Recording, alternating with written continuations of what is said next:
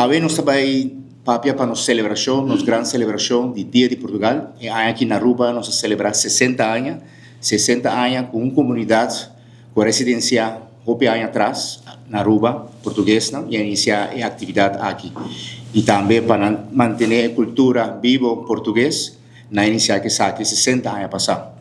E agora me quero fazer uma invitação e também trazer informação de grande celebração aqui que nós vamos celebrar Dia de Portugal, que vai estar dia 10 de junho. 10 de junho é Dia Nacional de Portugal, também considerado como Dia de Luís Vaz de Camões, que é grande poeta português, que escreveu o book Os Lusíadas. E também é considerado, depois de anos 1972, também Dia da Comunidade Portuguesa no mundo. Portugueses que emigraram houve anos fora de Portugal e Madeira para buscar melhor provenir para a mesma família. E aqui na Aruba também nós não queda fora, sim, é grande celebração aqui.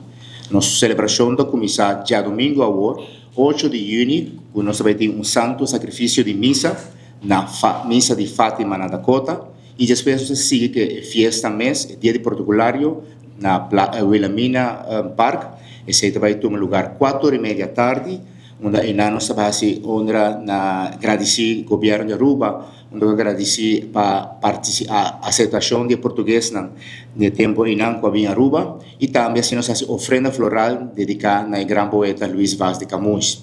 Nós seguimos depois para a grande celebração, que é a festa cultural, esse vai ter lugar na Clube Primavera. Se vai começar fora de 7 horas da noite, acaba nós começar com as comidas típicas portuguesas. E para 8 horas da noite, nós vamos começar que é show cultural. E aí, aqui nós temos um artista invitado de nossa irmã Isla Curaçao, que vem para um grupo português, uma banda musical, mas também a noite vai ter uma noite cultural, nós vamos ter canto, baile e seguramente poesias, não? E houve surpresa para a noite aqui.